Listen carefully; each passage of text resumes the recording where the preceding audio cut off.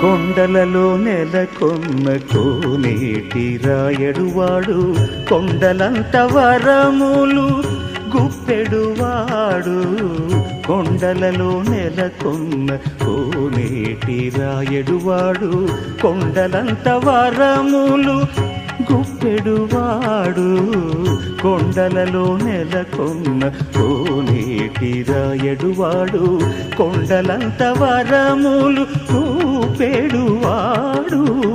కొండలలో నెలకొన్న కోనేటి రాయడువాడు. ఆ